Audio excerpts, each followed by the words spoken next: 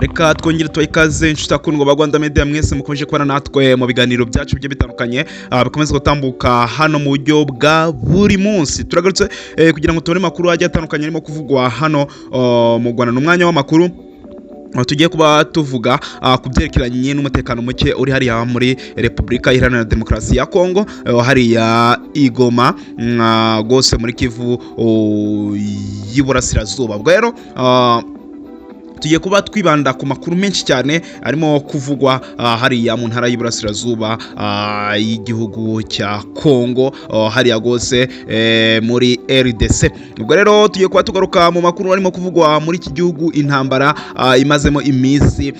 Hari kuba inama zikomeye cyane, aho hagiye kuba inama ku munsi w'ejo, hazaba inama ihuza abaperezida b'ibihugu bigiye bitandukanye, perezida w'igihugu cya Kongo, perezida w'igihugu cy'u Rwanda ndetse na perezida w'igihugu cy'u Burundi, na perezida w'igihugu cya Uganda, na perezida wa Afrika y'Epfo, n'abandi ba perezida bagiye batandukanye, perezida wo mu gihugu cya Tanzania, perezida wo mu gihugu cya Kenya.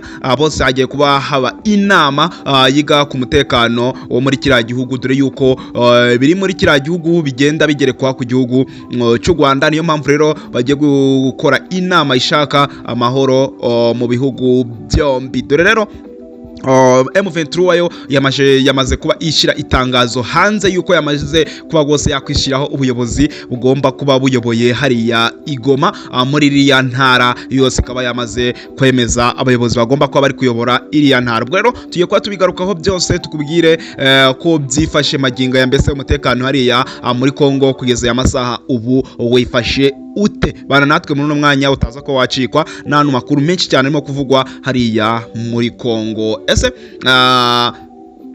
ibi ngibi byo muri Kongo hari aho byerekeye n'u Rwanda, byose uze kubana natwe, ntuze kuba wacikwa n'uyu mwanya. Aho turi muri kiganiro kugira ngo ujye ubona amakuru nk'aya ngaya agezweho nk'aya buri gihe, nuko ugomba kuba wakanda kuri iyo buto ya subscribe, noneho tugakomeza. Mbere yuko tujya ku itangazo rya M23, reka tukubwire ko abadepite ba Afrika y'Epfo basabye gukura ingabo zabo muri Kongo.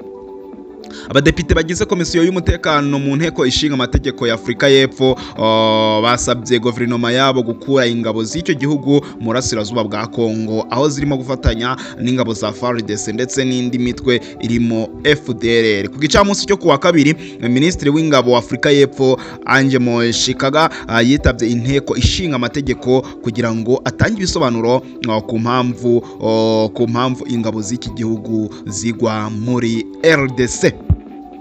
Abadepite bavuze ko nta cyizere cy'uko abasirikare b'icyo gihugu bagera kuri abasirikare b'icyo gihugu bagera kuri 14 biciwe muri RDC Kongo bazagera mu gihugu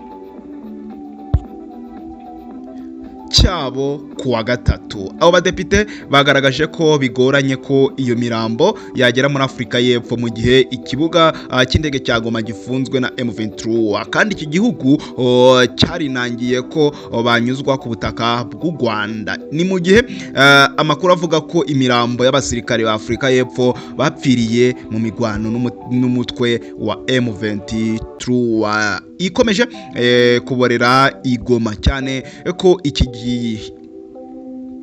hirya no hino kandi itashinzwe mu buruhukiro bw'ibitaro. Abadepite bavuga ko kuba abandi bose barahawe inzira mu Rwanda, ariko Afrika y'Epfo ikaba yinangira gusaba inzira, ari ipfunwe kuri perezida wa Afrika y'Epfo kubera gukoresha ingabo z'igihugu mu nyungu ze bwite. Bongeyeho ko ubu abasirikare ba Afrika y'Epfo bagotewe mu mujyi wa Goma no mu bigo byabo, aho bagemurirwa n'umutwe wa M23 bari bahanganye mu migwano. Ngayo nguko abadepite bakomeje kugenda babiryoza uwo perezida wa Afrika y'Epfo wakomeje kugaragaza yuko ashyigikiye igihugu cya RDC, ndetse akomeza kugaragaza yuko u Rwanda ibi byose arigo rubyihishe inyuma.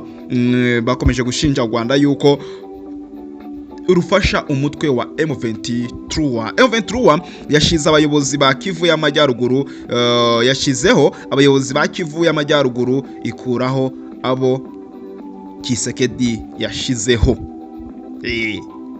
M23 rwose yakaba yamaze gushyiraho abayobozi ba Kivu y'Amajyaruguru, ikuraho abo Tshisekedi yashizeho. Nyuma yo kubohora umujyi wa Goma wari usigaye mu ntara ya Kivu y'Amajyaruguru, abayobozi ba M23 afuse bashizeho abayobozi bashya bazayobora iyi ntara, ikuraho abari basanzwe. Mu itangazo umuvugizi wa politiki wa M23 yashyize ahagaragara, yatangaje ko ubuyobozi bwa M23 bwashyizeho Monsieur Bahati Musanga Joseph nka guverineri w'intara ya Kivu y'Amajyaruguru, akaba agomba gusimbura Major General Somo Kakure Evariste wari umaze iminsi 7 ashyizweho na Perezida Tshisekedi. Mu zindi ngingo ziri muri iri tangazo nuko Bwana Manzi Ngarambe Willy yagizwe Vice Governor ushinzwe ibibazo bya politike, ubuyobozi n'amategeko, naho Bwana Amani Bahati Shadrack agirwa Vice Governor ushinzwe ibibazo by'ubukungu, imari n'iterambere. Iri tangazo rivuga ko izindi ngingo zose zabanje mbere y'iri tangazo zitakikurikizwa, kandi ko abanyamahanga ba M23 bafite inshingano zo gutangira gushyira mu bikorwa iyi myanzuro kuva isaha isinyiweho.